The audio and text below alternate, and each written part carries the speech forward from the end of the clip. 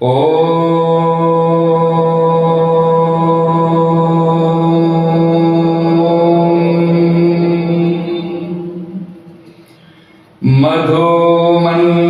मधुमन्मीनिक्रमणम् मधुमन्मीपरायणम् वाचा वदामि मधुमत् भूयासं मधुसन्दृशः।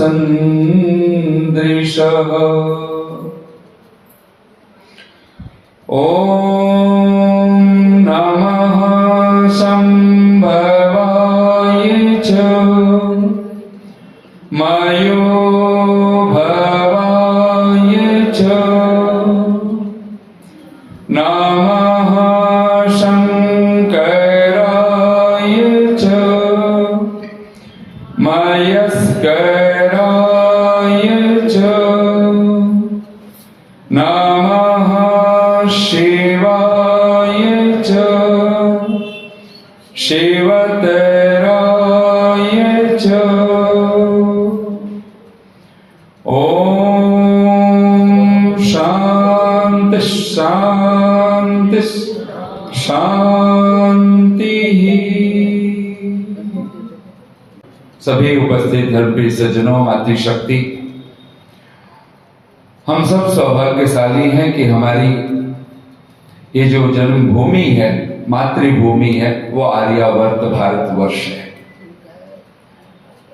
और ये अपने आप में सबसे ज्यादा महत्वपूर्ण कि हमें भगवान की वेद वाणी को देखने का सौभाग्य, सुनने का सौभाग्य मिला है।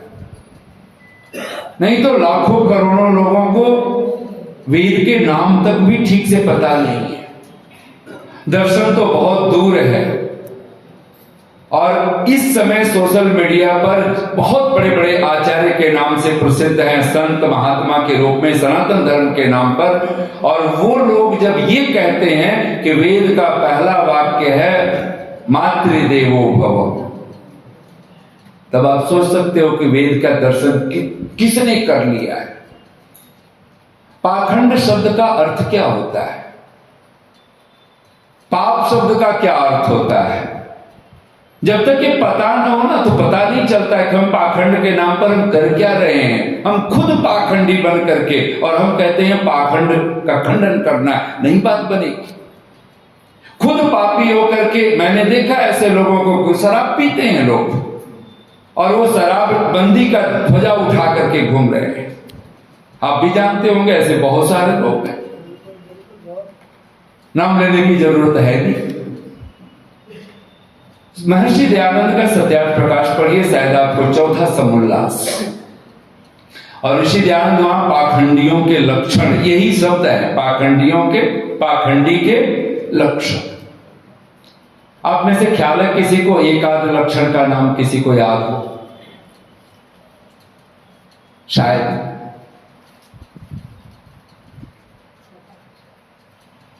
पहला लक्षण ऋषि ने जो लिखा है, और मनु महाराज के श्लोक है, महर्षि दयानंद को सबसे सर्वाधिक, बार बार याद रखिए, अगर आपको ऋषि को समझना हो तो सबसे ज्यादा श्रद्धा ऋषि पे तो रखनी है, लेकिन ऋषि ने जिस पर श्रद्धा रखी है उस पर तो अटूट श्रद्धा होनी चाहिए।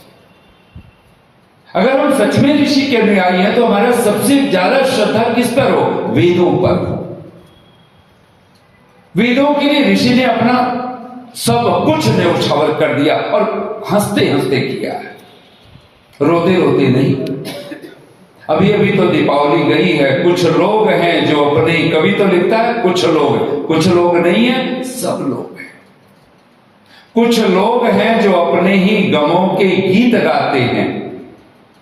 अच्छा, हमें कोई अपना सा कोई दिख जाए, जरा सा अपना, कि हमारा दुख सुख समझने वाला, ये लंगोटिया यार है, ये चमचम है, ऐसा आपको लगे। आप क्या लगता है आप अपने सुख के गीत गाते हो?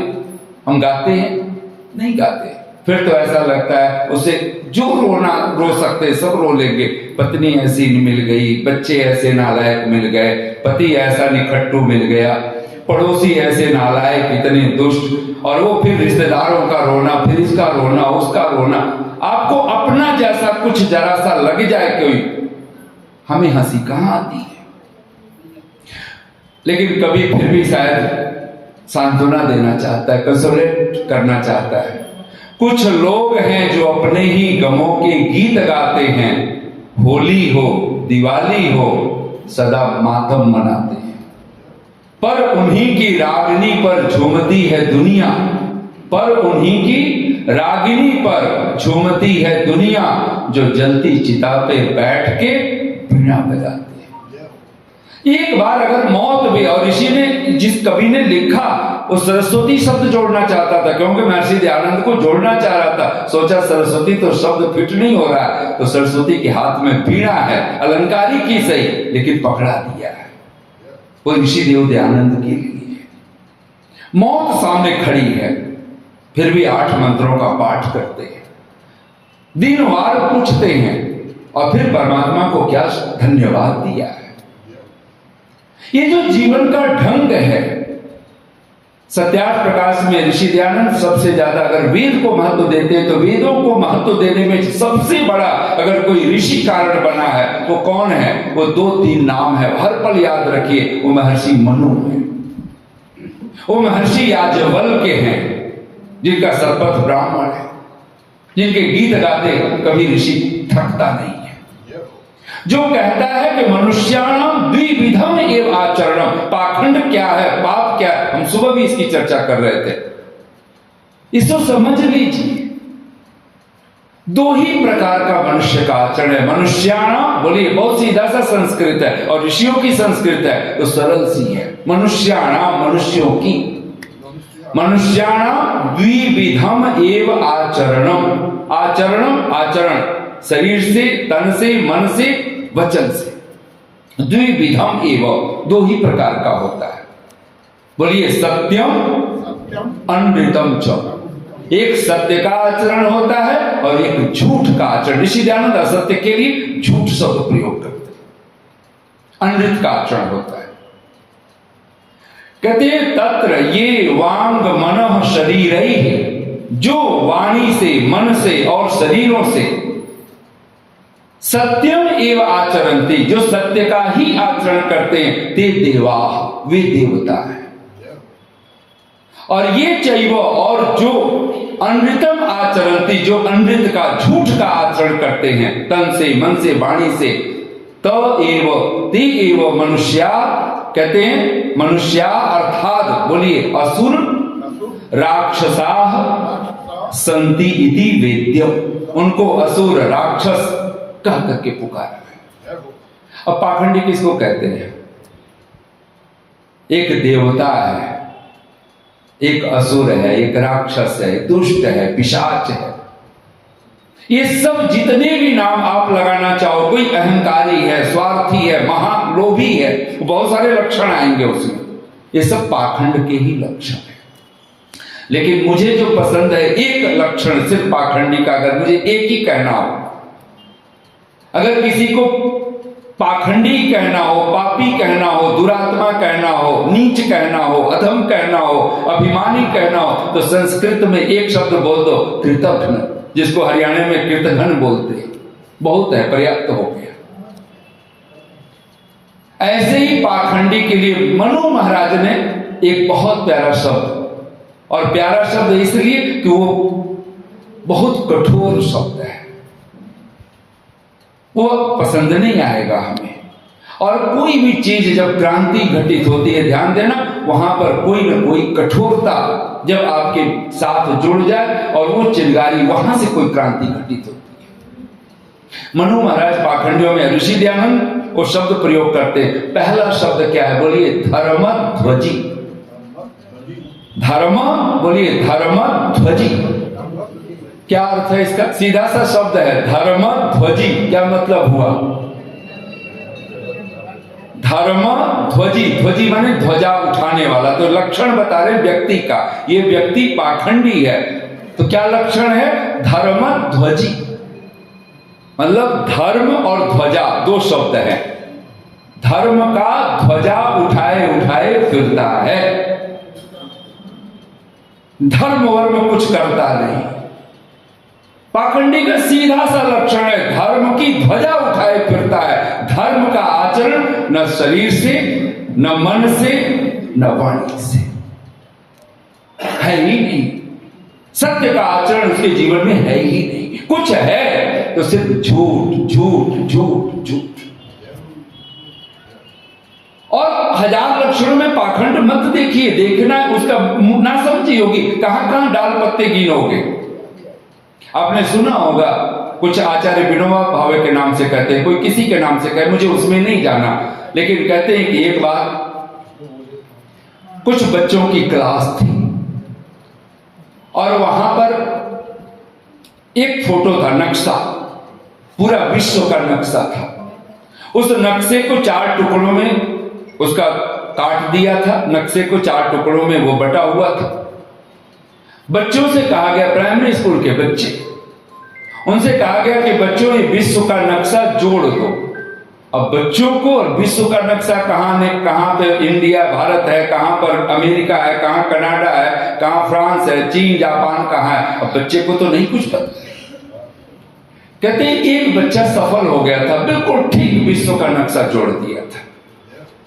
तो कहते हैं आचार्य विनोबा भावे के नाम से मैं कहूं तो उन्हीं से, तो उन्होंने पूछ लिया, बेटे आपने विश्व को जानते हो कि अमेरिका कहां है, फ्रांस कहां है, जापान कहां है, चीन कहां है? तो बच्चे तो खूब हंसे, वो हंसा खूब। उसने कहा कि मैं कहां जानता हूं। तो बोले विश्व को फिर इतना अच्छे से जोड़ कैसे दिया, सब तुम लगाए हो, तो बीच को बीच वो जो पूरा विश्व का नक्शा बिल्कुल ठीक तैयार था। उसने कहा, बच्चे ने कहा मैंने वो नक्शे को पलट दिया, तो पलट के देखा तो मुझे उसमें आदमी की आकृतियां दिखाई दी, हाथ पांव दिखाई दी, सिर दिखाई दिया। मैंने कहा मैं विश्व को तो नहीं जानता, लेकिन मैं आदमी को तो जानता हूं कि सिर कहां होता है, हाथ कहां होता है, पैर कहां होते हैं। तो मैंने तो आदमी जोड़ा और विश्व का नक्शा तैयार हो गया। आचार्य विनोबा भावे कहते हैं ये जीवन का सूत्र, अगर ये पाखंड हमारे जीवन में न हो तो आप सिर्फ अपने को जोड़ दो और ये पूरा विश्व जुड़ के तैयार होता है। पाखंड कुछ और नहीं। मत देखिए कि दूसरे में पाखंड है, पाखंड खुद के भीतर है। जिस दिन खुद का पाखंड अगर विदा कर दिया, खुद धर्मध्वजी नहीं बनना है, धर्म को जीना है। धर्म कोई चादर नहीं है कि ओढ़ी और उतार दी। हमने तो धर्म को चादर बना रखा है। जब तक सत्संग तब तक चादर सिर पे शरीर पे है, और सत्संग गायब तो फिर उतर गई चादर। हमने चमड़ी नहीं बनाई उसको। न लिंगम धर्म कारणम, भगवान मनु के ही शब्द है। और एक जगह से बस पाखंड निकल जाए, पूरा जगत में, सुबह भी हम लोग बोल रहे थे, अगर आपको राष्ट्र को सुरक्षित करना है तो राष्ट्र सुरक्षित करने से राष्ट्र सुरक्षित नहीं होगा, आपको कुछ और सुरक्षित करना पड़ेगा, और राष्ट्र सुरक्षित होता है। सुबह आचार्य चाणक्य का क्या वचन था? बोलिए, साधु जन बहुलो देश। राष्ट्र क्या है, देश क्या है? जहां सज्जन लोग बहुलता से रहते हैं उसी का नाम राष्ट्र है। जहां सज्जन रहते हो, जहां कोई दूसरे को खिला करके खाने की परंपरा हो, दूसरे को दे करके जहां जीने की परंपरा हो, उसी को तो साधु कहोगे। साधु ऐसा चाहिए, कबीर ने कभी कहा था। आज उस सूप का तो सूप बना दिया, तो लोग पिएंगे अब सर्दियों में, लेकिन कबीर के समय में साधु ऐसा चाहिए। साधु कपड़े को नहीं, कबीर ने तो हर एक को साधो साधो कहकर के ही संबोधित किया है। और राम के लिए जब बहुत सारे मर्यादा पुरुषोत्तम राम जी के लिए जब विशेषण महर्षि वाल्मीकि देते हैं, वहां राम के लिए एक संबोधन है, साधु। राम कौन है? साधु है। सीता कौन है? साध्वी है। हम लोग तो साध्वी उसको समझते हैं जो शादी ना करे, विवाह ना करे, तो बोलेंगे साध्वी जी हैं। और शायद साधु भी ऐसा ही, विवाह करके छोड़ दिया हो तो साधु, और विवाह न किया हो तो साधु। ये साधु की परिभाषा नहीं। साधु का अर्थ है, साधु का उल्टा क्या अर्थ हो सकता है? आपने कभी ख्याल किया? साधु का उल्टा क्या होगा? हाँ जी बोलिए। साधु का उल्टा विपरीत, जैसे दिन का उल्टा रात, रात का उल्टा दिन, साधु का उल्टा क्या होगा? हाँ, नहीं, असाधु तो वो तो कहना आसान है, वो शब्द हो गया, लेकिन अर्थ क्या है इसका? दुष्ट कहो ना, दुष्ट कहिए, दुर्जन कहिए। साधु का मतलब सज्जन, और साधु का सज्जन का उल्टा आप जानते हो, दुर्जन। दुष्ट कहिए, साधु का सीधा सा। अगर हम साधु नहीं है तो फिर दुष्ट हैं, फिर कौन है? फिर पापी हैं, फिर पाखंडी हैं। ये पाप ही जब रिपीट होने लगता है तो पाखंड बनता है। एक बार ये, और बहुवचन में रिपीट होने की बात नहीं है, द्विवचन में भी रिपीट हो गया तो पाखंड है। जब आपका पाप रिपीट होने लग जाए, बार बार उसकी आवृत्ति होने लग जाए, उसको क्या कहेंगे? पाखंड। पाप ही जब खंड खंड में आपके साथ हो जाए और हम उसके साथ हो जाए, हमारे अंग अंग में समाहित हो जाए, बस वो पाखंड। फिर तो वो धर्म की ध्वजा तो लेके चल सकता है, लेकिन धर्म कर्म वो नहीं कर सकता है। तब मनु महाराज कहते हैं न लिंगम धर्म का। आपको अपने जीवन को भी सुरक्षित करना हो, आपको अपना घर परिवार की सुरक्षा की चिंता हो, समाज की सुरक्षा की चिंता है, राष्ट्र की चिंता है, आपको करना कुछ और होगा। जैसे मैं आपसे कहूं अंधेरा भगाना है तो क्या करते हैं हम? अंधेरे के साथ कुछ करते हैं कि कुछ और करते हैं? अंधेरा भगाना हो तो अंधेरे के साथ लठबाजी नहीं करते हैं, कमरे में चाहे दिन भर लठ बजाते रहो अंधेरे के ऊपर, अंधेरा कुछ नहीं होगा, आप थक करके, और हम ना समझ से तो हमें दिया जलाना होता है। जिस दिन दिया जलाएंगे, रोशनी जला देंगे, दीपक जलाना, ये अंधेरे को भगाने का यही ढंग है, और कोई दूसरा ढंग नहीं। आप एक एक मच्छर, अच्छा मच्छर मार मार करके मच्छर मार पाते हैं? हाथ से मारते रहे मर जाता है मच्छर, हाथ से मारो मर ही जाता है। और एक मूवी में तो कहा कि हम कैसे बन चुके हैं कि एक आदमी, वो कहते ना, मतलब ताली बजा करके, ताली बजाते हैं ना, एक मच्छर होगा, शायद कुछ किसी मूवी का एक वाक्य है वो, कि एक मच्छर आदमी को हिजड़ा बना देता है। मारते रहो अस्त्र शस्त्र लेकर के मच्छरों को, तालियां पीटने के अलावा और कुछ बचेगा नहीं। एक मारोगे 10 फिर दिखाई देंगे, फिर कान, हाथ, नाक, कान, सब जगह। आपको क्या करना होता है मच्छरों से? एक मैंने सुना मजाक, एक आदमी ने मच्छरदानी लगाई, बोले चूहेदानी का मतलब चूहा उसी में होता है, मच्छरदानी का मतलब मच्छर भी मच्छरदानी में होगा। वो मच्छरदानी लगा के खाट के नीचे सो गया। हम सब भी ऐसे ही लोग हैं।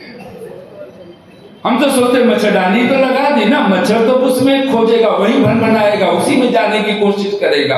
हम तो मच्छरदानी के नीचे, हम सुरक्षित। और सुबह उठा तो फिर वो मच्छर ऐसे थे, काट काट के खा गए थे उसको। हम भी ऐसे ही एक मच्छर को मारोगे 10 मच्छर पैदा होंगे, 10 मारोगे 1000। और आजकल तो स्टिक भी आ गए, चाइना वाला, मारते हो। कहीं लगा उससे कि उससे इलाज हो गया? नहीं हुआ। आप मारते हो चट चट, आपको शायद बच्चों को तो आनंद आने लग गया है। हाँ, उसमें भी फुलझड़ियां हमको छूट रही है। ये ढंग नहीं हो सकता। एक ही लक्षण पर्याप्त है पाखंड का, धर्मध्वजी मत बने, धर्म जिए, धर्म। सत्यम वद, बोलिए एक बार, ऋषि का वाक्य क्या है? सत्यम वद धर्मम चर। आचार्य सबसे पहले जब स्नातक को उपदेश देता है तो एक ही बात कहता है, सत्यम वद, तुम्हें सत्य ही बोलना है, और धर्मम चर, धर्म को तुम्हें चलना है, तुम्हें धर्म पर चलना है, गति करनी है। चल के 2 अर्थ है, गति और भक्षण। मैंने सुना है कि एक बहुत बड़ा चिंतक, विचारक था, और इतने प्रश्न करता था, लोगों को निरुत्तर कर देता था, इतना तर्क वितर्क, लोग उससे बचने लग गए कि ऐसे ज्ञानी महाराज से तो भगवान बचाए। एक दिन वो सुबह सुबह का समय, एक बच्चे को उसने दीपक जला करके मंदिर की सीढ़ियां चढ़ते देखता है। तो सोचा कि अब लोग तो मिलने हैं, सुबह सुबह का समय, और जो जिसको बोलने की, तर्क वितर्क करने की, वाद विवाद करने की आदत पड़ जाए, उसको कोई न कोई चाहिए। फिर जहां उसको सुनाने को मिल जाए, सुनने को मिल जाए। और आजकल तो चिट्ठी लिखने को, माँ बाप को हम लोग चिट्ठियां लिखते, पुराने जमाने में चिट्ठियां होती थी, चिट्ठियों को आज भी हम संभाल के रखते हैं। अगर है तो अब अगर कोई पता चल जाए पिताजी की चिट्ठी है, पिताजी रहे नहीं, माँ की चिट्ठी है, माँ रही नहीं। और एक बार चिट्ठी आती थी, हम एक बार पढ़ करके निश्चिंत नहीं होते थे, हम उसको 10 बार पढ़ते थे, कोई छूट तो नहीं गया, कोई शब्द रह तो नहीं गया, हमने कुछ अर्थ ऐसा तो नहीं समझा ही नहीं। आज व्हाट्सएप पे लिखने की इतने, आपको डिलीट करते देखना भी कहां होता है, डिलीट मारो क्यों, फोन पूरा भर गया, मेमोरी पूरी उसकी भर गई। 2 लाइन अपने माँ बाप के लिए लिखने के लिए हमारे पास समय नहीं, और दुनिया भर को सुधारने के लिए है पाखंड, और कोई पाखंड नहीं हो सकता। क्या पाखंड? हम सुधर जाएं, हम बदल जाएं, हम धर्म पर चलने लग जाएं, और धर्म का एक ही लक्षण करिए। मनु महाराज 10 लक्षण करते हैं, अगर 10 लक्षण एक लक्षण में बदलना हो तो कौन सा लक्षण होगा? कोई भी बताना चाहे आप में से 10 लक्षण मैं एक बार बोल देता हूं। धृति, क्षमा, दमो, अस्तेयम, शौचम, इंद्रिय निग्रह, धीर, विद्या, सत्यम, अक्रोधो, दशकम धर्म लक्षण। पहला लक्षण धैर्य है, 10वां लक्षण अक्रोध है, और धैर्य, धृति, क्षमा आदि ये सब सत्यम भी है उसमें। हाँ जी, कौन सा लक्षण, एक लक्षण कहना हो वो कौन सा लक्षण होगा अगर आप लोगों ने विचार किया हो तो? सत्यम और क्षमा। फिर मैं आपसे कहूं, धर्म जहां शुरू होता है, मान लो पहला कदम आप चलते हो, आपका लक्ष्य क्या होता है? मंजिल तक पहुंचना ना। जहां 10वां है वो 10वां ही तो लक्षण होगा, असली लक्षण, जहां तक पहुंचना है आपको।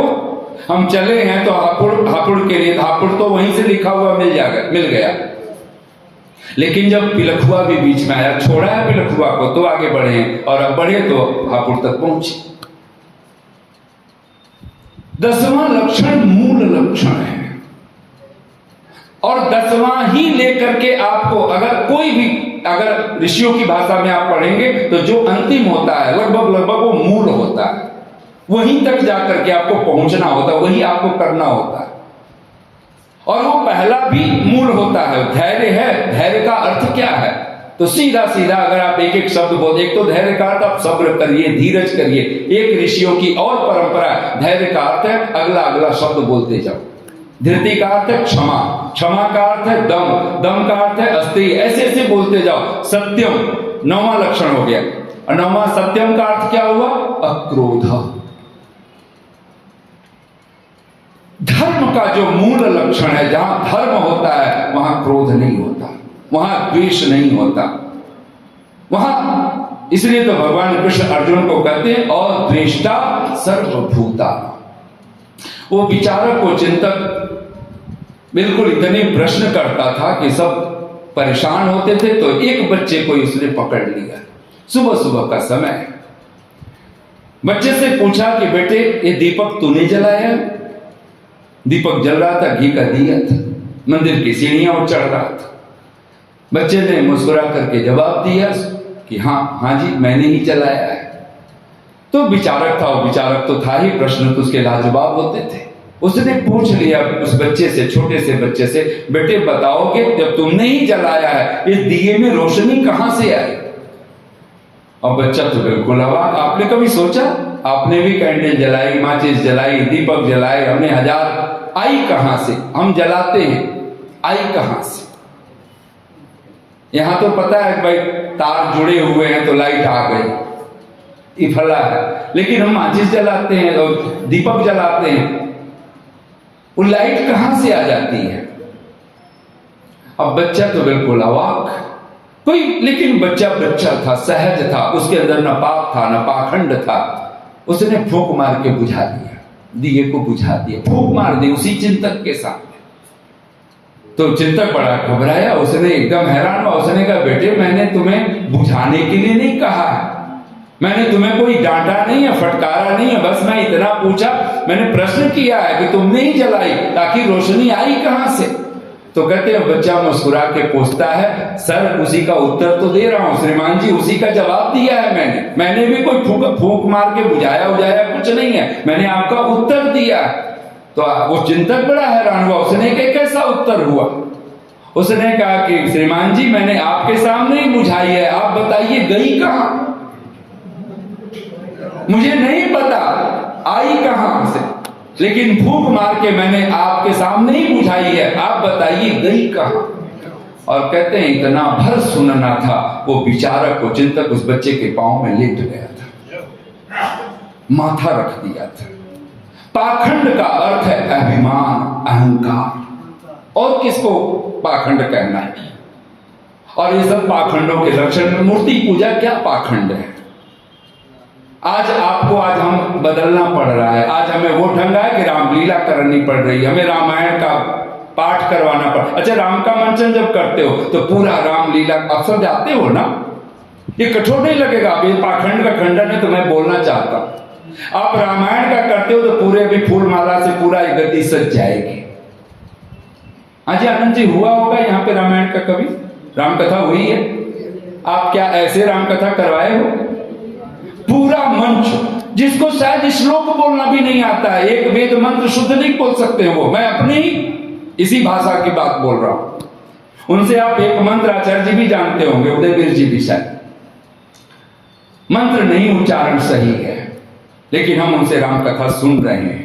उनका मंच ऐसा बना कि उनके जो श्रोता, जो भजन उपदेशक वाले हैं, भजन माने सितार गिटार जो भी लेकर के, उनका मंच अलग बना हुआ है, वो उनके साथ नहीं है।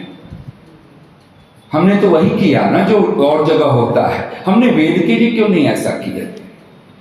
हम कौन है फिर? पाखंडी है नहीं हैं?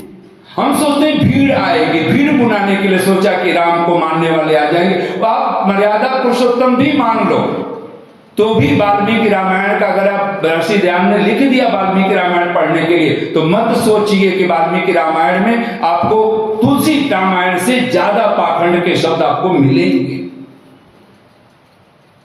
गप से भी ज्यादा कुछ मिलेगा। लेकिन क्योंकि इतना मिलाया जा चुका, इतना मिलावट हो चुका। अब तो वृंदावन के प्रेमानंद जी महाराज कहते हैं, आप मंदिर जाओ ना जाओ, भोग लगाओ ना लगाओ, अगर आप अपने बूढ़े माता पिता, चाहे वो आपको गाली भी देते हो, उनकी सेवा करते हो, आप भगवान की पूजा कर रहे हो। अब कहना पड़ रहा है जो ऋषि दयानंद ने कहा था। अच्छा, हमने वेद नहीं रखे, हमने रामायण रखी ना, रामायण के लिए, राम कथा के लिए हमने। और राम कथा में से क्या कोई पूरा रामायण सुना देता है? सारी चौपाइयां, सारे श्लोक कोई सुना देता है? कोई नहीं सुनाता। वेद में से भी कोई कुछ ही तो मंत्र, बहुत मंत्र हम लोग सुनते हैं, सुनाते हैं। अगर हमने इसको किया होता तो राम जी हमारे तो अद्भुत हैं, कृष्ण भगवान हमारे अद्भुत हैं। मैं ये नहीं कहता कि रामायण का मंचन ना हो, उसको सजाइए मत, उनका स्टेज मत बनाइए, लेकिन वेद का भी तो आप स्टेज हमने बनाया। हम वेद कथा का नाम लेते रहे, वेद प्रवचन नाम लेते रहे, हमने वेद का कभी स्टेज नहीं सजाया। ये पाखंड है, ये पाप है। नहीं, मैं वो नहीं कह रहा हूं सजाया है, वो मैं एक भाव में बोल रहा हूं, इसको आप उसी अर्थ में समझ। लेकिन फिर भी हमें नहीं मिला ना वो चीज जो वहां पे वो चीज दिखाई देती।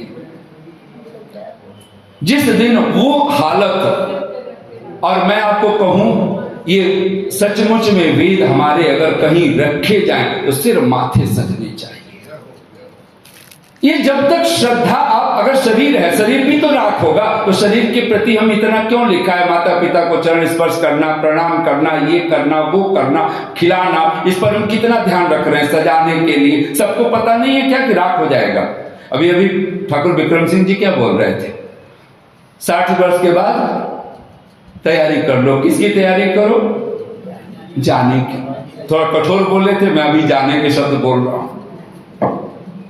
जीने की तैयारी तो कर लिए, जाने की तैयारी कब करेंगे? और जाना तो है, पक्का है, फिर भी क्या हमने कोई संसाधन, हमने कोई प्रयोग करने, हमने अभी शरीर के आराम को जितना ध्यान देते हैं, क्या हमने आत्मा की फिक्र की? क्या हमने मन की फिक्र की? बोलिए दो पंक्तियां। अश्क पीने की बात होती है। अश्क माने आंसू। लोग कहते हैं कोई बात नहीं, जमाना है, आज अगर बेटा कुछ कह दे कोई बात नहीं, पी लीजिए। बहू ने कुछ कह दिया, सुन लीजिए, पी लीजिए, रोने की जरूरत नहीं है। भाई ने कुछ सुना दिया, पी लीजिए, जमाना ही ऐसा है। अष्ट पीने की, अब जमाना ऐसा नहीं है, हम पाखंडी हैं इसलिए ऐसा है। बोलिए, अष्ट पीने की बात होती है, अष्ट पीने की बात होती है, होंठ सीने की बात होती है। कुछ बोलने का मन, बेटे ने ऐसा कुछ कह दिया, सास ने कुछ ऐसा कह दिया, बहू ने कुछ ऐसा कह दिया, और मन करता है, नहीं करता कि चुप रह जाए, कौन क्या चाहता है, बस मन करता है सुना। तो लोग क्या कहते हैं, नहीं होठ सिल लीजिए। अगर घर परिवार में सुख शांति चाहिए तो होठों को टेलर बन जाइए, उसके लिए सिल डालिए, मत बोलिए। अष्ट पीने की बात होती है, होंठ सीने की बात होती है, बेच डाली, बोलिए बेच डाली जमीर जिन लोगों ने, बेच डाली जमीर जिन लोगों ने, फिर भी जीने की बात होती है। ये है पाखंड। और जमीर भी नहीं बचा, चले मूर्ति पूजा छुड़ा दिए, उससे क्या फर्क पड़ना है, हम छल के कपट के भंडार बन जाएं, ऐसा नहीं होता। हम लोग दो पंक्तियां और थोड़ा सा कठोर है, क्योंकि पाखंड खंडन है तो कुछ कठोर ही हो। फूल की एक पत्ती को चट्टान समझ बैठे हैं। बोलिए, फूल की, हम लोग बचपन में इंग्लिश के कोई पोयम था, तो मुझे वो पोयम तो याद नहीं, पर उसकी कहानी याद है छोटी सी, कि एक नीचे से कोई पक्षी गुजर रहा है, अखरोट के पेड़ के नीचे से, कुछ भी हो सकता है, और वो पक्षी जब उसके ऊपर एक अखरोट गिर जाता है, और वहां वो कहता है मुझ पर आसमान गिर गया, स्काई गिर गया। यही है कहानी, पोयम का भाव है कि वो अखरोट गिरता है और वो कहता है मुझ पर तो आसमान टूट पड़ा। हम लोग भी बोलते हैं आसमान टूट, मुझ पर तो आसमान टूट पड़ा। फूल की एक पत्ती को, हम पर तो फूल की एक पत्ती गिरी है, और हम क्या समझ बैठे, चट्टान गिरा, पहाड़ गिरा हम पर। फूल की एक पत्ती को चट्टान समझ बैठे हैं, पानी की एक लहर को तूफान समझ बैठे हैं। यह दिल, यह हृदय एक मंदिर है, कोई दुकान नहीं। यह दिल, यह हृदय एक मंदिर है, कोई दुकान नहीं। और उस मंदिर में किसी को बिठाना था, उसको नहीं बिठाया, इसमें मकान बिठा लिया, इसमें न जाने क्या क्या बिठा रखा है। फूल की एक पत्ती को चट्टान समझ बैठे हैं, पानी की एक लहर को तूफान समझ बैठे हैं। यह दिल, यह हृदय एक मंदिर है, कोई दुकान नहीं। हम तो मंदिर को भी दुकान समझ बैठे हैं। आज मंदिर दुकान बन चुके हैं, नाम मंदिर का है, दुकान बन चुका है। और हम भी जब उसी दुकानदारी में लग गए हैं, तो अब सोचो फिर पाप किसको कहेंगे, पाखंड किसको कहेंगे। जब पाप ही आपका रिपीट, एक बार पाप होता है वो पाखंड नहीं कहलाता। बच्चा गिर जाता है तो हम कहते हैं, बच्चे को आपने कभी गिरते हुए देखा हो, और फिर जब उठता है, गिरता है, बच्चे को आपने गिरने पर चोट लगी हो, रोया हो, ये अलग बात है। लेकिन बच्चा चलना सीख रहा है और गिर जाए और हमें हंसी आती है उसकी चाल देख करके, उसका गिरना देख करके, तो क्या कभी बच्चे ने रोया उस समय? नहीं, वो भी मुस्कुरा रहा होता है। वो कभी बच्चे को देखना, चोट के कारण रोए वो अलग बात है। अगर वो गिर गया, चलते चलते बैठ गया, गिर गया, तो और आप हंस रहे हो, वो भी हंस देता है। क्यों? उसे पता है, उसे कुछ नहीं पता कि इनकी हंसी में व्यंग है, इनकी हंसी में मेरे प्रति कुछ खिल्ली उड़ाना है। उसको पता है तो जैसे मुझसे रोज हंसते हैं ना, शायद वही हंसी है। तो बेटा उठ के फिर खड़ा हो जाता है। 10 बार गिरता है, 100 बार गिरता है, लेकिन बच्चा फिर उठ खड़ा होता है, हंसते हुए उठ खड़ा होता है। और हम जीवन में जैसे जैसे बड़े होते गए, मैं उसको शब्द कहना चाहता हूं, हम पाखंडी होते चले गए। अब हम गिरते हैं, फिर लोग हंस पड़ते हैं, अब हमें बर्दाश्त नहीं होता। कैसे हंस दिया? क्योंकि हमें पता चल गया ये हंसी नहीं है, ये तो उपहास की हंसी है, ये तो व्यंग की हंसी है। एक दिन बालक अपने घर पहुंचा, पिताजी से कहा कि पिताजी समझाए थे रोज कि देखो कोई बच्चा है, कोई गिर जाए, किसी को चोट लग जाए, हंसना नहीं चाहिए। किसी को बूढ़ा देख करके, किसी को कमजोर देख करके हंसना नहीं चाहिए। तो बाप भी पहुंचा उसी समय में, बेटा भी उसी समय पहुंचा। उसने कहा पापा, छोटा ही बालक, उसने कहा पापा पापा आपको पता है आपने कहा ना कोई गिर जाए तो हंसना नहीं, आज मैं नहीं हंसा। तो बाप ने शाबाशी दी, समझाया, पुचकारा कि अजय मेरा उपदेश बड़ा काम कर गया, जल्दी। अच्छे बोला बेटा कैसे कौन गिर गया था और नहीं हंसे, क्या हुआ? उसने कहा पापा मैं ही गिर गया था। दूसरा गिरे, बाप ने ये समझाया था दूसरा गिरे तो नहीं हंसना, आज खुद की बात कर रहा है कि मैं ही गिर गया था मैं नहीं हंसा। हम सब ऐसे ही लोग। धर्म जीवन बन जाए, चर गति भक्षण। धर्म आपका सचमुच में, अगर हम लोग दो पंक्तियां बोलते हैं किसी के जन्म दिवस के ऊपर, और वो पहला मंत्र जन्म दिवस के ऊपर होता है उपप्रियम परिपनतम, उस मंत्र का जब भाव बोला जाता है, 4 पंक्तियां मुझे बहुत प्रिय हैं, और है वो अरबी फारसी किसी भाषा का हो, लेकिन वो शब्द एक बहुत प्यारे है। बोल लीजिए एक बार आप सब भी। काबिले तारीफ प्यारे ईश्वर। काबिले तारीफ का मतलब तारीफ के काबिल, प्रशंसा के योग्य कौन है? परमात्मा, ईश्वर है। तो काबिले तारीफ प्यारे ईश्वर, काबिले तारीफ प्यारे ईश्वर, तेरे गुण गाता रहूं मैं उम्र भर, तेरे गुण गाती रहूं मैं उम्र भर। उम्र भी लंबी करो परमात्मा, उम्र भी लंबी करो परमात्मा, क्यों? मैं बनकर रहूं धर्मात्मा। धर्म का संबंध आपके शरीर से नहीं है, चादर से नहीं है, इसको उतार दीजिए, शब्द उतारिए। ये पटका पहने, पीला पहने, भगवा पहने, ये राजनीतिक शब्द हो सकता है, आपके धर्म का चिन्ह नहीं हो सकता है। काला पीला ये कोई अर्थ, हाँ ठीक है, हमारी एक संस्कृति है, भगवा है सन्यासी के लिए, पता तो चले कि सन्यासी है, पता तो चले वानप्रस्थी है। और ऋषि ने नामकरण संस्कार में भी हम लोग कहा करते हैं, ऋषि ने, अगर सचमुच में ऋषि के अनुयायी हैं तो ऋषि ने कहा हम समूह में आर्यावर्त हैं, हम आर्य हैं, लेकिन अपने नाम के साथ मैं आर्य हूं ये नहीं हम कह पाएंगे। आप अपने नाम के आगे कब बोलते हो श्रीमान आनंद जी? आप कब बोलते हो श्रीमान मैत्रेय? ऐसे मैं बोलूंगा? मैं अपने नाम के आगे मैं मैत्रेय जी बोल रहा हूं, कोई फोन आए और मैं बोलूं मैं मैत्रेय जी बोल रहा हूं, आप कहेंगे मैत्रेय जी अब कुछ हो गए हैं, पागल हो चुके हैं। या आप बोलोगे कि नहीं बोलोगे? मैं बोलूं मैं श्रीमान मैत्रेय जी बोल रहा हूं, आपको कैसा लगेगा? या तो भूल हो चूक हो जाएगी कि श्रीमान मुझको कहा, तब तो शायद आपको और अच्छा लगे कि श्रीमान जी मैं मैत्रेय जी बोल रहा हूं, तो कुछ बात नहीं है। ये अपने मुंह मियां मिट्ठू, यही पाखंड है। आर्य शब्द राम जी ने कब लगा दिया है? राम जी के लिए कोई आर्य शब्द कह रहा है? महर्षि देवदयानंद आप पढ़िए, अगर 16 संस्कार मानते हो तो 16 संस्कारों में एक संस्कार बिठा लीजिए, बच्चे का नामकरण संस्कार होता है। कोई ब्राह्मण बालक है, उसका नाम, ऋषि ने वहां एक उदाहरण दिया, देव नाम मान लो आप अपने बच्चे का रख रहे हो। ब्राह्मण भी देव रख रहा है, क्षत्रिय भी देव रख रहा है, वैश्य भी देव रख रहा है, शूद्र भी देव रख रहा है, तो नाम क्या होगा? कैसे पता चले ब्राह्मण है, क्षत्रिय है, वैश्य है, शूद्र है? तो ऋषि लिखता है ब्राह्मण होगा तो देव शर्मा, क्षत्रिय होगा तो देव वर्मा, वैश्य होगा, किसान होगा, व्यापारी होगा तो देव गुप्त, जैसे आचार्य विष्णु गुप्त चाणक्य का नाम है। और अगर शूद्र होगा तो देवदास, है ना ये नाम। आर्य हम अपने नाम के आगे खुद लगा लें, ये परंपरा नहीं है। अब है, अब एक चल पड़ी है, हमने तो सहजता में हमें तो पकड़ा दिया, हमने पकड़ लिया जी हाँ ठीक है हम हैं, हमारा पूरा परिवार आर्य है, हमारा पूरा परिवार दैवी संस्कृति का। ऋषि दयानंद देव शब्द का अर्थ ही आर्य शब्द करते हैं।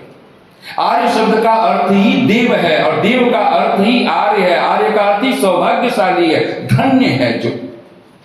और ये कहां पे है? यजुर्वेद का 40वां अध्याय पढ़िए, 3रा मंत्र पढ़िए, पाखंड की पराकाष्ठा का वो मंत्र है। कौन सा मंत्र है? बोलिए, असुर्यानाम ते लोका अंधेन तमसा वृताः तास्ते प्रत्यापि गच्छन्ति एके चात्महनो जनाः। ये जो पाखंडी लोग होते आत्महत्यारे होते, इसलिए पाखंडी। शायद पापी परमात्मा क्षमा कर देता होगा, अगर एक शब्द बोलना पड़े तो बोल ले दीजिए। शायद पाप परमात्मा क्षमा कर देता होगा, पर पाखंड क्षमा नहीं करता है। और पाखंड वो है जो पाप एक बार हुआ वही आपसे दोबारा हो जाए, वो पाखंड। आपने एक बार कुछ ना खाने योग्य चीज खा लिया, क्षम्य हो सकता है, आपको पता ही नहीं था, आपको कुछ जानकारी नहीं थी, आपने तो खा लिया, लेकिन जान करके फिर दोबारा खा लिए, फिर नशा उसका खींच लाया, तो फिर पाखंड। और 3 बार 4 बार हो जाए तो फिर तो पूछो मत, फिर तो क्या है। जीवन का सूत्र बनाइए, मरे जा रहे हैं जिए जा रहे हैं, मरे जा रहे हैं जिए जा रहे हैं, सफर को खत्म हम बस किए जा रहे हैं। क्यों जी रहे हैं खबर ही नहीं, क्यों जी रहे हैं खबर। अच्छा, कोई अभी बहुत सुंदर नाम ले रहे थे, कुंवर सुखलाल मुसाफिर। अच्छा, क्या वही मुसाफिर थे? नाम लगा दिया मुसाफिर। हम लोग कौन है जी? हम मुसाफिर नहीं है। सत्यपाल पथिक जी ने पथिक लिख दिया, अपने हर भजन के, अपने भजन के नाम के साथ पथिक लिख दिया, वो पथिक है। हम कौन है? हम पथिक नहीं है, हम भी पथिक है, हम भी बटोही हैं, हम भी राही हैं। और राह में कोई मकान बना करके ठहरना चाहे तो उसको कहेंगे पागल हो चुका है, क्योंकि रास्ते में कौन मकान बनाता है? रास्ते में कौन भरोसा रखता है कि मैं यहां ठहरूं और जीवन जी। राही बटोही को तो चलना पड़ता है, 1 दिन 2 दिन 3 दिन, बिस्तर बांध बाबा, ये देश बेगाना है। हमने तो गीत भी बनाए और हम इसी को सफलता बना करके बैठे। आज विक्ट्री क्या है? हमने राह में कोठियां बना दें, हम राह में हम महल खड़ा कर दें। राह में महल नहीं, पुल के ऊपर कौन मकान बनाता है? पुल से तो गुजरना, इस लोक से उस लोक तक जाना है। मरे जा रहे हैं जिए और सोचो एक बात, बड़ी बात, जो शरीर 10 साल पहले नहीं था, 20 साल पहले नहीं था, 50 साल पहले नहीं था, 60 70 साल 80 साल पहले नहीं था, फिर 10 20 25 50 साल बाद फिर नहीं हो जाएगा, उसको हम है बना करके बैठे हैं। इससे भी बड़ा कोई पाखंड हो सकता है? और जो सदा था, है, रहेगा, सिर्फ हम आंखों से हम पर भरोसा नहीं हो रहा है, उसको हम कहते हैं पता नहीं परमात्मा है कि नहीं, पता नहीं ईश्वर है कि नहीं। ये है पाखंड। 10वें समोल्लास को पाखंड मत बनाइए सत्यार्थ प्रकाश को। पहला समोल्लास अगर जीवन में नहीं उतरा है, ये है पाखंड। ईश्वर पर अविश्वास बैठा हुआ है, बना करके बैठे। ईश्वर पता नहीं, भगवान सबको देख रहा है, सबके घर नाच रंग हो रहे हैं, तो रोज हवन करते हैं, रोज सत्संग करते हैं, रोज संध्या करते हैं। हमारे घर तो भगवान दुख पे दुख, पीड़ा पे पीड़ा। अच्छा है, शुभ है, शायद वो याद दिलाना चाहता है, तू राही है, बटोही है, चल रे बटोही, सबको चलना पड़ा यहां जो इस आकाश तले। कौन है जो यहां पे सदा सदा के लिए आया? ठीक पूछ रहे थे, कौन है जो सदा के लिए यहां पे? अगर 100% 100% जाना पक्का है। कोई कह सकता है 0.0000 रह जाएंगे। अच्छा, फिर भी हमारे शब्द क्या निकलते हैं? बेचारा चला गया। बेचारे अभी तो कल ही तो बोल रहे थे, कल ही तो बैठे थे, कल ही तो साथ उनसे बातचीत हो रही थी, कल ही तो चाय पिया था उनके साथ, कल ही तो ये हुआ था, वो हुआ था। बेचारे चले गए। बहुत बड़ा दुख हुआ, बहुत दुख हुआ। और अपने को हम मान के बैठे, हम बेचारे नहीं, हम ही बेचारे हैं, कोई चला गया। एक चिंतक कहता है, मरने के बाद कंधा देना पुण्य हो सकता है, लेकिन जीते जी कंधा देना महापुण्य हो सकता है। हो सकता है नहीं, वो कहता है होता है। याद कर लीजिए शब्द। मरने के बाद लोग कंधा बदल के कंधे देते हैं ना, कि मैं भी, अरे जाना है, क्या पता मेरे भी कंधा कोई उठाए। मरने के बाद कंधा देना पुण्य हो सकता है, जरूरी नहीं कि पुण्य हो। आप कोई जरूरी नहीं है, मरने के बाद उसको कुछ भार हो कि ना हो, आपको भारी लगता है, वो तो गया। मरने के बाद आप फूल पत्तियां चढ़ाते हो, उससे कुछ स्वागत सत्कार होता है, नहीं होता है। आप कितने फूल चढ़ाए, कितने श्रद्धांजलियां अर्पित की, कुछ फर्क नहीं पड़ता है। जीते जी कोई एक फूल पकड़ा है कि नहीं पकड़ा है? माँ बाप को किसी गुरु आचार्य को, किसी महान पुरुष को, किसी महात्मा को, किसी साधु को, किसी सज्जन को हमने ऐसा किया? अभी नेता आ जाए, हम फूल पावड़े, पलक पावड़े बिछा डालेंगे। हम जानते हुए भी कि ये दुष्ट है, जानते हुए भी कि ये भ्रष्ट है, फिर भी हम सब कुछ करेंगे। और एक व्यक्ति हम जानते हैं कि सज्जन है, ये तो कभी कुछ मांगा भी नहीं, कुछ कहा ही नहीं, हमने कभी उस माँ बाप के लिए, उस गुरु आचार्य के लिए, उस साधु, उस पड़ोसी के लिए, उस घर का कोई सदस्य हो सकता है, आपकी पत्नी भी हो सकती है, आपका पति भी हो सकता है, आपका भाई हो सकता है, आपके बच्चे हो सकते हैं, हमने कभी उनको मुस्कुरा करके उनके लिए कुछ नहीं कहा पाए, उनके लिए दो शब्द धन्यवाद के नहीं निकलते हैं। काबिले तारीफ प्यारे ईश्वर, तेरे गुण गाता रहूं मैं उम्र भर, उम्र भी लंबी करो परमात्मा, मैं सदा बनकर रहूं धर्मात्मा। और धर्मात्मा हो गया तो क्या होगा? अन्न सादा हो जो मैं सेवन करूं। अन्न कैसा हो? सात्विक हो। वहां पर मैं सात्विक का और कोई अर्थ ना करूं तो इतना जरूर कर लीजिए, जो 10वां समोल्लास याद कर लीजिए, गलत खान पान अगर आपके जीवन में है तो हम धर्मात्मा नहीं हो सकते। मांस मदिरा अगर जीवन में है तो हम धर्मात्मा हो ही नहीं सकते। ये है ऋषियों का विधान है, और ये शब्द है, ये अगर है तो फिर हम पाखंडी हैं, पापी हैं। अन्न सादा हो जो मैं सेवन करूं, तेरी कृपा से सदा आगे बढ़ूं। इसका क्या अर्थ होगा? मैं पूछना चाहूं, तेरी कृपा से सदा आगे बढ़ूं। विकास जी क्या अर्थ हुआ? एक फैक्ट्री है, 2 फैक्ट्री हो जाए? कृपा क्या है? एक फैक्ट्री है, 2 फैक्ट्री, 1 करोड़ 2 करोड़ की हमारी जो इनकम है वो 4 करोड़ में हो जाए, और 5 करोड़ 6 करोड़ नहीं। तेरी कृपा से सदा आगे बढ़ूं, संतोष में, तप में, स्वाध्याय में, ईश्वर प्रणिधान में। अगर आपका ध्यान बढ़ता, आपकी समाधि बढ़ती, आपकी एकाग्रता बढ़ती है, माता पिता के प्रति अगाध श्रद्धा बढ़ती है, गुरु आचार्यों के प्रति श्रद्धा बढ़ती है, भगवान की वेद वाणी के प्रति श्रद्धा बढ़ती है, तो समझना आगे बढ़ रहे हैं। शांति बढ़ती है, प्रेम बढ़ता हो, बांटना आता हो, लुटाना आता हो, तो समझना कि आगे बढ़ रहे हैं। और जहां अभी भी लेने की भाषा, अभी भी क्लिंगिंग माइंड बन रहे हैं, वो आएगा क्या देगा, वो आएगा क्या देगा, घर में तो बैठे ही थे, समाज में भी वही चल रहा हो, तो फिर हो गया पाखंड। फला व्यक्ति आएगा क्या देगा, नजर इस पे आए, वो दे, ठीक है, वो दे जाएगा, नहीं दे तो भी सही, दे तो भी सही। पर कुछ नहीं, ऐसे आजकल रिश्तेदारी हो गई है, अच्छा वो जाएंगे, उन्होंने इतना दिया, हम भी उतना ही देंगे, और वो न्योता निमंत्रण ऐसे बना रखा, ऐसे ही रिश्ते नाते बना रखे। नहीं, साधु तो वो है, सज्जन तो वो है, धर्मात्मा तो वो है जो कहता है मैं कहीं भी जाऊं, मुझे क्या मिलता है ये नहीं है, मैं क्या बांट सकता हूं। और ये इस बात में विक्रम ठाकुर जी करके शायद दिखला गए, उनके पास जो है वो तो बांटा है। वेद लेके आए, मैं रोज कह रहा था यहाँ मंच पे वेद रखो, वेद रखो, भगवान ने ही रखवा दिया है। काबिले तारीफ प्यारे ईश्वर, तेरे गुण गाता रहूं मैं उम्र भर, तेरे गुण गाती रहूं मैं उम्र भर, उम्र भी लंबी करो परमात्मा, मैं सदा बनकर रहूं धर्मात्मा, अन्न सादा हो जो मैं सेवन करूं, तेरी कृपा से सदा आगे बढ़ूं। और आगे बढ़ करके फिर क्या करूं? यज्ञ करके गीत गाऊं हर बरस। 5 यज्ञ हैं आपके जीवन में, एक यज्ञ नहीं। और पहला यज्ञ कौन सा है? कौन सा यज्ञ करके गीत गाऊं हर बरस? पहला यज्ञ बोलिए, ब्रह्म यज्ञ। वो देव यज्ञ तो कर ही रहा है, वो तो करेगा, दुनिया को दिख जाएगा, हाँ यज्ञ किया।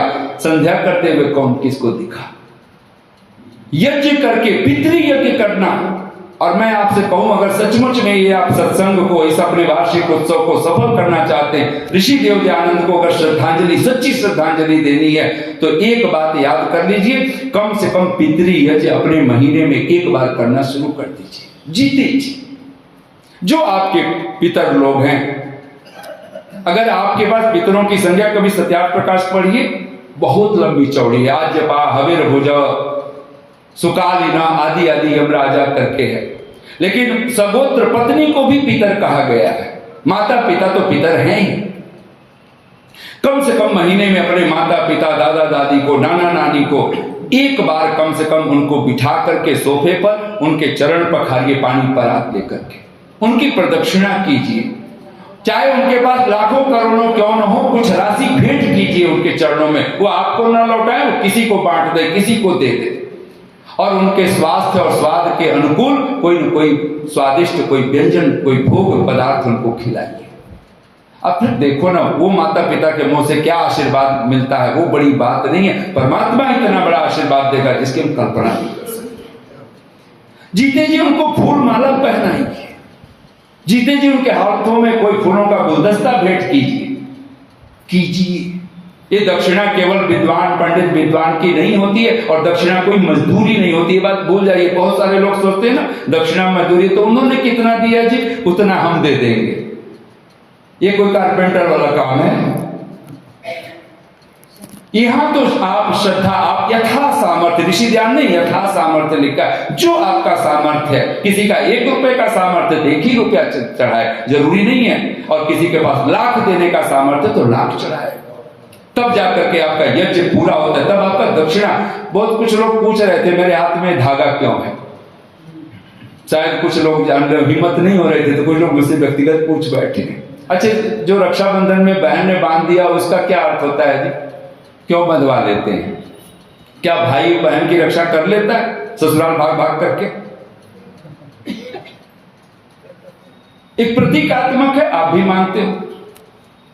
अच्छा, जनेऊ ने कुछ आप जनेऊ का कुछ अर्थ निकला, जनेऊ पहना दिया, ये जो पवित्र पहना दिया जाता है, और महिलाएं ऐसे गले में पहनती हैं और फिर उतार के रख देती हैं। हवन हुआ, उतार के रख दिया, ऐसे ही होता है ना, लगभग उतर जाता है। बहुत थोड़े से लोग हैं जो पवित्र को, और संन्यास ले लो तो उतर ही जाता है, भगवान की कृपा से उतर जाता है। फिर सारे ऋण उतर गए, चोटी से भी झंझट छूट जाती है, जो बांधने का झंझट। और ब्रह्म यज्ञ में तो शिखा बंधन सन्यासी भी ये संध्या तो करता है। अब चाहे वो जटिलो होगा तो बांधेगा, और अगर मुंडित हुआ तो बांटने की, उसे भी बांटने की, शिखा रखने किसी भी झंझट से छुट्टी। धर्मलिंग बाहर नहीं है कोई भी। एक बात अगर ये मस्तिष्क में बैठ गई तो समझ लो बात बन गई। अन्न सादा हो जो मैं सेवन करूं, तेरी कृपा से सदा आगे बढ़ूं। यज्ञ करके गीत गाऊं हर बरस, यज्ञ करके गीत गाऊं हर बरस। जन्मदिन अपना मनाऊं हर बरस। मैं कुछ शब्द और जोड़ रहा हूं, गृह प्रवेश संस्कार अपना मनाऊं हर बरस। गाड़ी घोड़ा जो ला करके घंटों हम बिताते हैं उसमें, उसका भी लाने का दिन मनाइए हर बरस। एक सुई भी लाइए, मैं छोटी सी भाषा में बोलूं, एक सुई भी लाइए। अगर उसको सेलिब्रेट करना है, खुशी आ गई है, मेरे घर सुई आ गई, तो कैसे करें? यज्ञ करके सेलिब्रेट कीजिए, संध्या कीजिए, भगवान को धन्यवाद दीजिए। माता पिता के चरणों में, और गोस्वामी तुलसीदास जी के शब्द मुझे बहुत प्रिय, और ऋषि दयानंद उसको कह रहे हैं। घड़ी पे तो नजर पहुंच गई है, तो मुश्किल से शायद 5 ही मिनट।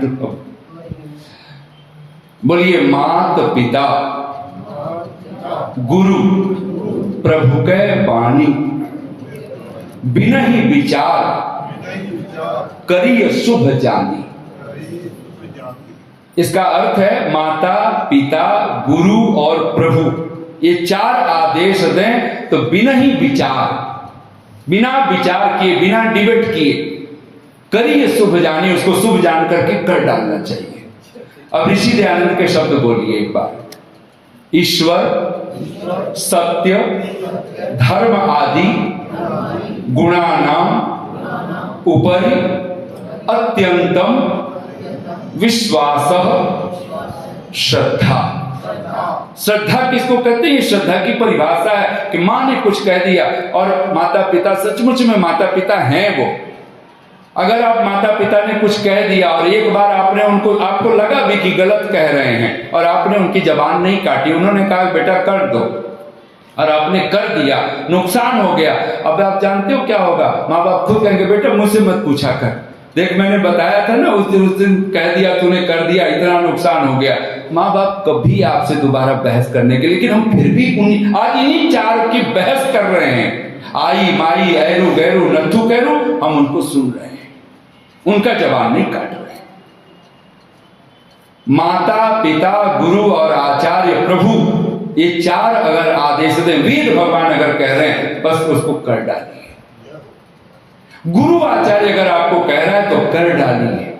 माता पिता अगर आपके कह रहे हैं तो कर डालिए। बुल्ले साहब की पंक्ति मुझे बहुत प्रिय है, मैं उसको कहता चलूं, राह चल देनो, पंजाबी इतनी तो सभी को आती है, राह चल देनो दिल न दैयो। बुल्ले साहब कहते हैं राह चलते दिल फेंक तमाशा नहीं देखना है, जो आजकल बच्चे कर रहे हैं। राह चल देनो दिल न दैयो, चाहे लख चेहरे ते नूर होवे। ये ब्रह्मचर्य का नूर जो है ना, चेहरे पर देखना भूल जाइए, ये ब्रह्मचर्य से इसका सीधा सीधा कोई लेना देना नहीं। अगर ये है तो फिर ब्रह्मचर्य देखना हो तो गुरुवर विद्यानंद में देखो, फिर हड्डियों के ढांचों में देखो। राह चल देनो दिल न दैयो, चाहे लख चेहरे ते नूर होवे। और बुल्ले साहब कहते हैं माँ बाप नु, बोलिए एक बार, माँ बाप नु कदी, कदी माने कभी, माँ बाप नु कदी बुरा न आख्यो, चाहे लख उन्हादा कसूर हो। और ये कसूर तभी तक दिखता है बच्चों को जब तक माँ बाप बीच में हैं, जिंदा हैं, हमारे बीच में जीवित हैं। नहीं है तो अब बच्चों को कहना पड़ता है। हमने सुना है, हम भी कहते हैं, मेरे माँ बाप 100% सच कहते थे, हम ही ना समझ, हम ही पागल, हम उस समय कमियां निकालते रहे, दोष देखते रहे। जिनके पास नहीं है उनसे पूछो कि वो माँ बाप अनपढ़ भी रहे हैं तो भी कहते हैं वो जो कुछ कहते थे सब सच कहते थे, क्योंकि अब जो कुछ उनके साथ हमने उल्टा सही किया वो सब हमारे ऊपर आ गया है, बच्चों के माध्यम से आ ही तो गया ना। मेरे माँ बाप पर क्या गुजरती थी, बोलिए एक बार, मेरे माँ बाप पर क्या गुजरती थी, मुझे तब पता चला जब मेरे राहे शौक पर मेरा बेटा निकला। ये ढंग जब तक नहीं बनेगा, ये पितरी यज्ञ करना। और ऋषि दयानंद के शब्द हैं, श्रद्धांजलि मनाइए। ऋषि दयानंद लिखते हैं माता पिता पितर लोग जब आए, जिसमें देवा ऋषय सबकी पितृ संज्ञा है, ये आए तो इनको प्रणाम कैसे करना है, नमस्ते कैसे करना है। ऋषि दयानंद क्या कहते हैं, नमस्ते कैसे करना है, हाथ जोड़ करके नहीं, ये भीड़ का संबोधन हो सकता है। ऋषि दयानंद लिखते हैं, बोलिए एक बार आप सभी, जब जब पितर लोग संतानों के पास, संतान हो या शिष्य हो, संतानों के पास आए अथवा संतान लोग पितरों के पास जाएं, तब तब भूमि में घुटने टिकाकर, भूमि पर घुटने टिकाकर, जैसे कोई मंदिरों में माथा टेकता है, ऐसे ऋषि लिखते हैं। और ये आप एड्रेस भी पढ़ लीजिए, उठाइए यजुर्वेद का भाष्य, यजुर्वेद अध्याय 19 मंत्र संख्या 62।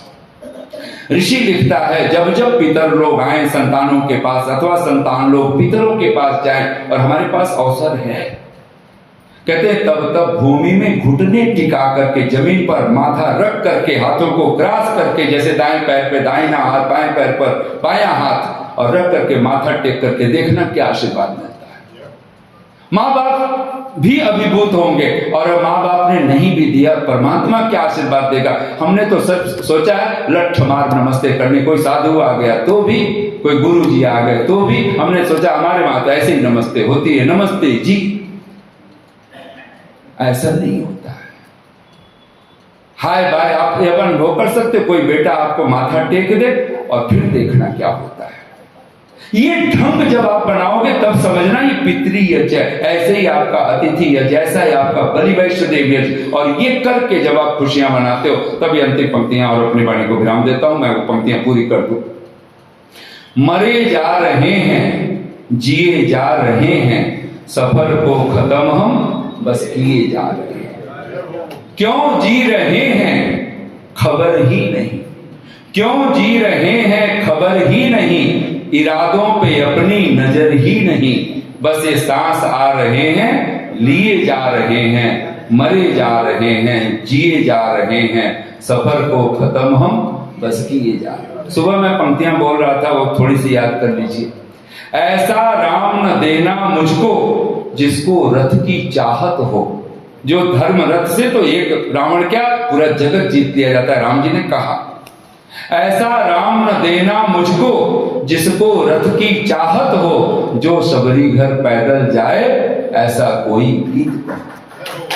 ऐसा देव न देना मुझको जिसको स्वर्ग की चाहत हो, आसमानी स्वर्ग। और आज भी इतने वर्षों तक हम उनके गुलाम रहे, मानसिक रूप से गुलाम अभी भी शायद हैं। उसका परिणाम है हम लोग जब कोई आफत आती है ना, कोई पीड़ा आती है, कुछ न्याय अन्याय की बात होती है, तो क्या कहते हैं, ऊपर वाला सब देख रहा है। सारी दुनिया को आप यही सुनते हो, ऊपर वाला, क्योंकि सातवें आसमान पर किसी का है, किसी का चौथे आसमान पर है, हमने धरती पर रखा ही नहीं। मैंने बहुत सारे लोगों से पूछा है, आपने देवता के दर्शन किए हैं? अगर किसी ने किया हो तो बता दें। हाँ जी, आप लोगों ने तो किए हैं कि नहीं किए हैं? रोज करते हो। ऋषि कहता है मातृ देवो भव, पितृ देवो भव, आचार्य देवो भव, अतिथि देवो भव, है ना। ये जीवित देवता है और भगवान ने बनाया है, तो भगवान इन्हीं के माध्यम से तो झांक रहा है। अगर भगवान ना बनाए तो कोई माता पिता अपने आप बन गए, हम अपने आप बन गए। माता पिता ने तो हाथ खड़े किए, सबने हाथ खड़े कर दिए। जो कुछ भी धरती पर बना है उसको बनाने वाला जो है उसी का नाम तो ईश्वर है। हम ही प्रमाण है कि वो है। तब कहीं भीतर ऐसा देव न देना मुझको, ऋषि दयानंद मानो उनके प्रति श्रद्धांजलि, ऐसा देव न देना मुझको जिसको स्वर्ग की चाहत हो, जो इसी धरा को स्वर्ग बनाए, ऐसा कोई गीत कहो। जो इसी धरा को स्वर्ग बनाए, ऐसा कोई गीत कहो। भोगों के पीछे भागने से भूख नहीं मिटने वाली। कितने भी संसाधन जोड़ ले, ये पाखंड समझ में आ जाए, ये सबसे बड़ा पाखंड है। वो भूख मिटती नहीं, वो तृष्णा का बुझती नहीं। भोगों के पीछे भागने से भूख नहीं मिटने वाली, तो क्या करें? जो भगवान से प्रेम कराए ऐसा कोई गीत कहो। जो भगवान से प्रेम कराए ऐसा कोई गीत कहो। इसलिए पहला सूत्र ऋषि दयानंद कहते हैं, जब धर्म आपके जीवन में आएगा तो ऋषि दयानंद के शब्दों में परिभाषा क्या है श्रद्धा की? ईश्वर। पहला नाम वो देते हैं ईश्वर। सत्य और धर्म, आदि का मतलब और कुछ रह गया, एक तो तीन में ही सब कुछ आ जाता है। जहां ईश्वर है, सत्य है, धर्म, आदि, कहते गुणा नाम ऊपर, इन गुणों के ऊपर अत्यंतम विश्वास। अत्यंत विश्वास का क्या अर्थ है आनंद जी? क्या अर्थ होगा अत्यंत विश्वास? कोई आप में से बोलना चाहे? कोई परीक्षा नहीं हो रही, कोई फेल पास नहीं होने वाला है। अटूट, अटूट, बिल्कुल ठीक है। अत्यंत ऋषि को इतना प्रिय है, केवल विश्वास नहीं, इसको अगर ठेठ भाषा में कहें तो क्या अर्थ होगा आपको पता है? अत्यंत विश्वास को ठेठ भाषा में बोल सकते हैं आप में से कोई? हाँ, आंख मूंद, अंधविश्वास मत कहिए, आंख मूंद के भरोसा करना, आंख मूंद करके। जैसे बच्चे ऊपर से, हम माता पिता बचपन में बच्चों को उछाल देते थे और बच्चा उछलने के लिए राजी है, उसे पता है कि मुझे मेरा बाप फिर पकड़ लेगा, है ना, भरोसे में वो आ जाता है। कहते हैं ईश्वर के ऊपर, सत्य के ऊपर, अगर सत्य है, सारी दुनिया एक तरफ, आप एक तरफ, आप आंख मूंद करके भरोसा कीजिए, आपका भला ही होने वाला। सत्यम एव जयते, सत्यम एव जयते, सत्य ही जीतता है, असत्य नहीं, ये भरोसा। और ऋषि कहते हैं अत्यंतम विश्वास, इसी को कहते हैं माता पिता गुरु प्रभु के ऊपर अत्यंत विश्वास। उनके ऊपर कोई डिबेट होनी ही नहीं चाहिए, उनकी बात जस की तस आपने पूरी कर दी। तब ये पंक्तियां, कहां जा रहे हैं, कहां है ठिकाना, बोलिए कहां जा रहे हैं, कहां है ठिकाना, कभी हमने सोचा न समझा न जाना, कभी हमने सोचा न समझा न जाना, जो दिल में आया, बोलिए जो दिल में आया बस किए जा रहे हैं, मरे जा रहे हैं, जिए जा रहे हैं, सफर को खत्म हम बस किए। ये है पाखंड। और जिस दिन ये पाखंड आपके हमारे जीवन से निकला, हमें कोई पाखंडी फिर सुधारना इतना आसान होगा। आप कहोगे और सामने वाला जी लेगा, मान लेगा, उस पर कोई ननू नच नहीं करेगा। और ये जिस दिन हुआ, आपका घर, आपका परिवार, आपका समाज सचमुच में परमात्मा के हाथों में सुरक्षित होता है। उसी ने भेजा है, वो कब हमें छोड़ने वाला है, वो निश्चित मित्र है। इस भरोसे का नाम है पुण्य होना। उसी भरोसे का नाम है धर्मात्मा होना, और इसी भरोसे का नाम है धर्म में जीना। धर्म ध्वजी नहीं, धर्म में जीना, धर्मात्मा हो जाना। इतनी शांति और प्रेम से आप सबने सुना। बहुत बहुत साधुवाद, बहुत बहुत धन्यवाद। ओम शम। और जो